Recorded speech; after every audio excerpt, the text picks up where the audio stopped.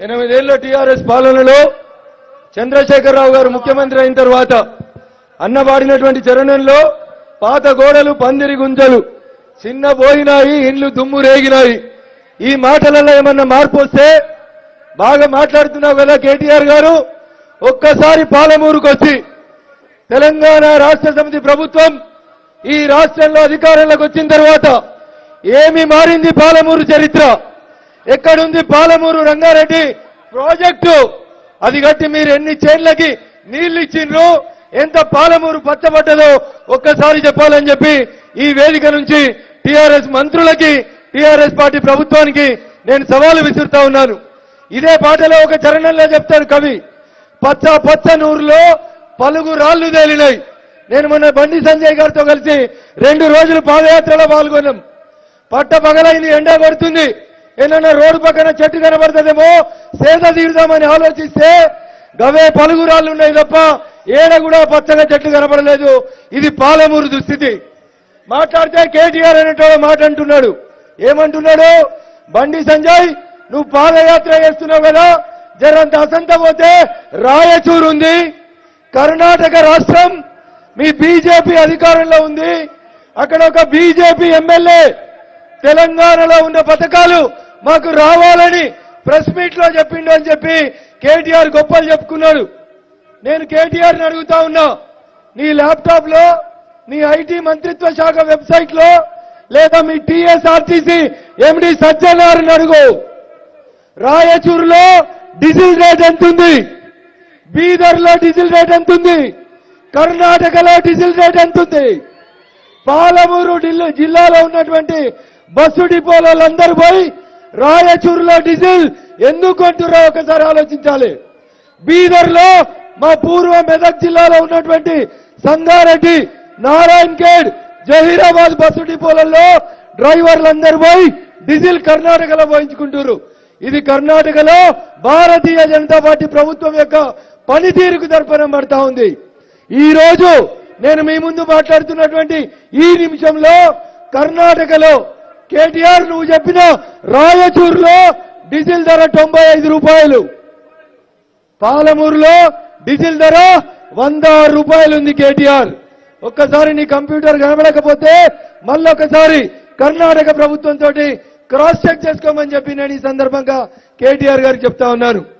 ప్రజలు మీకు ఓట్లేసిండు, మా రాతలు మారాలి, మా తలరాతలు మారాలి, పాలమూరులో వలసలు ఆగాలి, పాలమూరు పచ్చగుండాలి, పాలమూరు రంగారెడ్డి ప్రాజెక్టు పూర్తి కావాలని కోరుకున్నారు. తెలంగాణ వచ్చిన తర్వాత నాలాంటి తెలంగాణ ఉద్యమంలో పాల్గొన్నటువంటి అనేక మంది మిత్రులకు కనిపిస్తా ఉంది. భవిష్యత్తులో మళ్ళీ ఒక ఉద్యమం వస్తుందేమో, ఆ ఉద్యమం ఉత్తర తెలంగాణకే పైసలన్నీ పోయినాయి, దక్షిణ తెలంగాణ బీడు పడ్డది, ఎడారి ఉంది, పాలమూరు ఎందుకు ఎండబెట్టినవని మరొక ఉద్యమం వస్తుందేమో అని నాలాంటి భయం అవుతా ఉంది.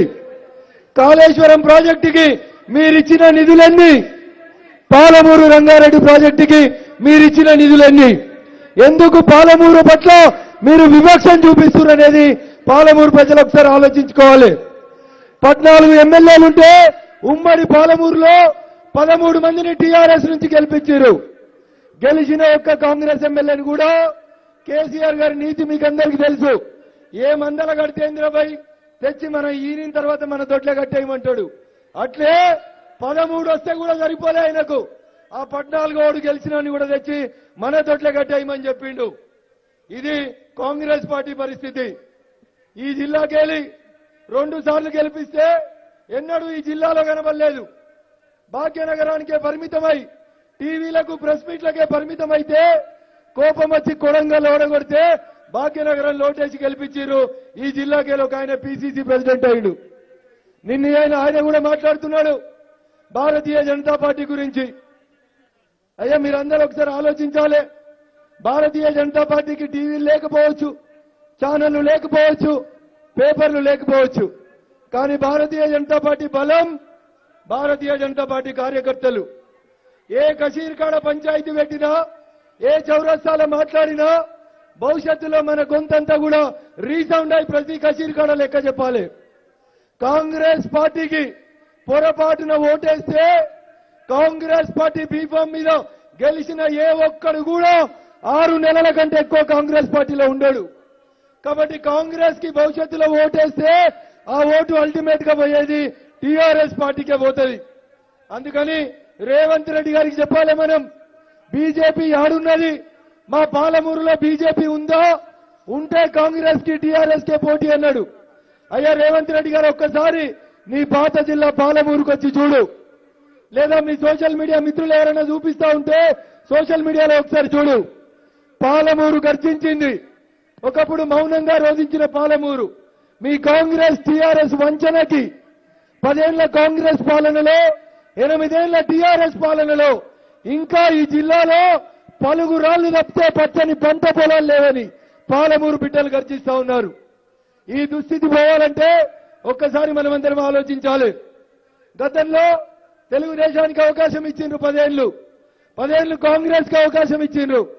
ఇంకో 2 ఏళ్లు మరి ఆయనకు చేతనైతుందో కాదో, మొదటిసారి అవకాశం ఇస్తే 9 నెలల ముందుగాల కాడి కింద పెట్టిండు.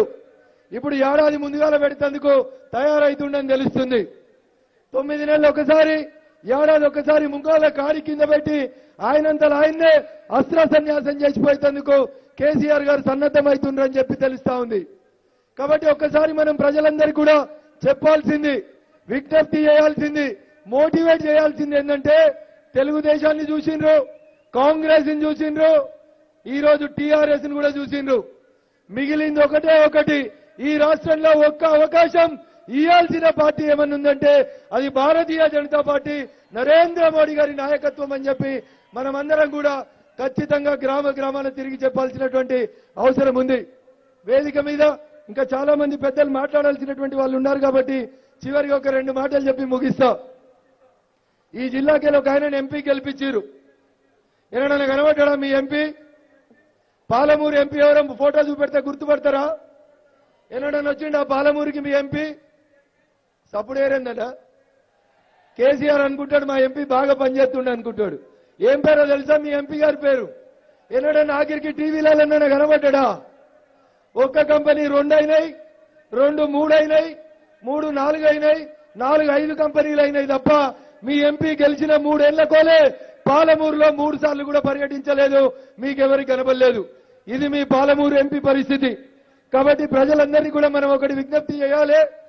కేంద్ర ప్రభుత్వం, నరేంద్ర మోడీ గారి ప్రభుత్వం అనుక్షణం పేద ప్రజల కోసం అంత్యోదయ కాన్సెప్టే లక్ష్యంగా పనిచేస్తూ కరోనా లాంటి పాండమిక్ సిచ్యువేషన్ లో సెప్టెంబర్ వరకు ప్రతి పేద కుటుంబానికి మనిషికి ఒక్కంటికి 5 కిలోల ఉచిత రేషన్ ఇస్తే ఈ నెల నుంచి ఆ రేషన్ బియ్యాన్ని కూడా ఆపి రూపాయి కిలో బియ్యం అమ్ముకుంటున్నటువంటి ప్రభుత్వం కేసీఆర్ గారి ప్రభుత్వం. అందుకని ప్రజల్ని చైతన్యవంతం చేస్తూ ఈ డిసెంబర్లో వచ్చినా, వచ్చే మార్చిలో వచ్చినా, ఎప్పుడు ఎన్నికలు వచ్చినా కేసీఆర్ ప్రభుత్వాన్ని గద్దె దించే దిశగా మనం అందరం కూడా పనిచేయాలని మీకు అందరికీ కూడా విజ్ఞప్తి చేస్తూ చివరిగా కేసీఆర్ గారు ఒక మాట అంటాడు. ఏమంటాడు? నాకంటే గొప్ప హిందూ ఎవరు, నాకంటే గొప్పగా పూజలు ఎవరు చేస్తారు, నాకంటే గొప్పగా ఎవరు హిందూ ఉన్నాడో ఒక్కసారి ఆలోచించమని చెప్పిండు. యాదాద్రి పోయిండు, మనం ఎవరం గుడి కట్టడాన్ని వ్యతిరేకించలేదు, ఆయన పూజలు చేయడాన్ని వ్యతిరేకించలేదు. ఇలా పేపర్లు చూసినాం, కేసీఆర్ ఇంజనీర్ గా మారి, కేసీఆర్ శిల్పిగా మారి, కేసీఆర్ స్ట్రక్చరల్ ఇంజనీర్ గా మారి, కేసీఆర్ గారు 2000 కోట్లు ఖర్చు పెట్టి యాదాద్రి కట్టి, యాదాద్రికో రింగు రోడ్ వేసి, దానికో 4 రోడ్లు వేసి 1000 కోట్ల రూపాయలు కాంట్రాక్టర్లకు ఇస్తే నిన్న పొద్దుకి దాంట్లోకి ఇదే టైంకి 4 చినుకులు పడ్డాయి. పొద్దుగాలే చూస్తే యాదగిరి గుట్ట చుట్టూన్న రింగు రోడ్డు కనబడతలేదు, గుంతలు కనబడుతున్నాయి. రోడ్డు పోయింది, గుడి మీద ఉన్నటువంటి దుకాణాలు కొట్టుకుపోయినాయి, షాపులు టెంపరీ వేసినవి పోయినాయి. ఏం మిగిలినాయంటే కేసీఆర్ గారి పాలన ఎట్లుందో ఇలా అన్ని పేపర్లలో ఫ్రంట్ పేజీలలో కనబడింది. ఇది కేసీఆర్ పాలనలో కాంట్రాక్టర్లకు దోచుకోవడానికి ఇస్తున్నటువంటి డబ్బులు తప్ప ఇంకొకటి కాదని చెప్పి మనమందరం కూడా ప్రజలందరికీ విడమర్చి చెప్పాలని చెప్పి మీకు అందరికీ కూడా విజ్ఞప్తి చేస్తూ ఈ అవకాశం ఇచ్చినటువంటి వేదికకి కృతజ్ఞతా వందనాలు తెలియజేస్తూ సెలవు తీసుకుంటా ఉన్నాను. జై హింద్, జై భారత్. నరేంద్ర మోడీ గారి నాయకత్వం. అన్న అక్కడనేమో నిల్చోవడానికి జాగలేదు. భారతీయ జనతా పార్టీ అంటేనే క్రమశిక్షణకు మారుపేరు అనుకున్నాం. దయచేసి ఎంట్రన్స్ లో ఉన్న వాళ్ళందరూ కూడా లెఫ్ట్ సైడ్, దయచేసి లెఫ్ట్ సైడ్ రావాలి. మన దయచేసి మీరు అందరూ వస్తే కుర్చీలు పూర్తిగా నిండుతాయి. రెండోసారి చెప్పించుకోవద్దు. నడ్డా గారు ఇంకో 5 నిమిషాల్లో వేదిక మీదకి రాబోతా ఉన్నారు. మీకు తెలుసు, మీడియాలో మనకంటే మిత్రుల కంటే ఎక్కువ కొంతమంది ఆ ఖాళీ కుర్చీలు చూపడానికే ఉత్సాహం చూపిస్తూ ఉంటారు. దయచేసి కార్యకర్త బంధువులందరూ కూడా ఒక్క కుర్చీ కూడా ఖాళీగా ఉండదు. దయచేసి వేదికకు రైట్ సైడ్ ఉన్న మిత్రులంతా వేగంగా కదలాలి. దయచేసి ఇక్కడ కూడా ఈ బ్యారికేడ్ పక్కన ఉన్నటువంటి మిత్రులు కూడా, మీ అధ్యక్షుడు పదే పదే చెప్తా ఉన్నాడు, మీరు కదలట్లేదు. వేదిక కుడి వైపున కిరికిరిస్తే రాలన్నటువంటి జనం ఉన్నారు. దయచేసి వేదిక ఎడమ వైపు మాత్రమే ఫోటోలు చూపెడతాయి, టీవీలు చూపెడతాయి. అందుకని మన మిత్రుడు ఎవరో మన శత్రువు ఎవరో తెలుసు కాబట్టి 2 నిమిషాల్లో మీరందరూ కూడా ఖాళీ కుర్చీలు నింపాల్సిందిగా విజ్ఞప్తి చేస్తా ఉన్నాం. పోలీస్ మిత్రులు కూడా ఎంట్రన్స్ లో బ్యారికేడ్లు పెట్టి ఆపకుండా కార్యకర్తలందరినీ కూడా స్టేజ్కి ఎడమ వైపుకు పంపాల్సిందిగా విజ్ఞప్తి చేస్తా ఉన్నాం. జిల్లా పోలీస్ యంత్రాంగం సహకరించాలి. దయచేసి వేదిక కుడివైపు ఉన్నటువంటి మిత్రులందరినీ కూడా దయచేసి ఎడమ వైపు ఉన్నటువంటి స్టేజ్ల మీదకి కుర్చీల వద్దకు తొందరగా పంపాల్సిందిగా విజ్ఞప్తి చేస్తూ సెలవు తీసుకుంటా ఉన్నాను. జై శ్రీరామ్. కదలాలన్నా కదలాలే దయచేసి అక్కడ ఉన్న వాళ్ళందరూ. జై శ్రీరామ్. నరేంద్ర మోడీ గారి నాయకత్వం. భారత్ మాతా కీ. హాయ్ ఫ్రెండ్స్, మా టుడే టుమారో యూట్యూబ్ ఛానల్ చూస్తున్నందుకు చాలా థ్యాంక్స్. మరిన్ని లేటెస్ట్ వీడియోస్ కోసం వెంటనే సబ్స్క్రైబ్ చేయండి. అలాగే ఈ బెల్ ని కూడా రింగ్ చేసేయండి. మా నోటిఫికేషన్స్ అన్ని మీ మొబైల్లో వస్తాయి. అలాగే మా వీడియోస్ మీకు నచ్చితే లైక్ చేయండి, షేర్ చేయండి, నచ్చకపోతే కామెంట్ చేయండి.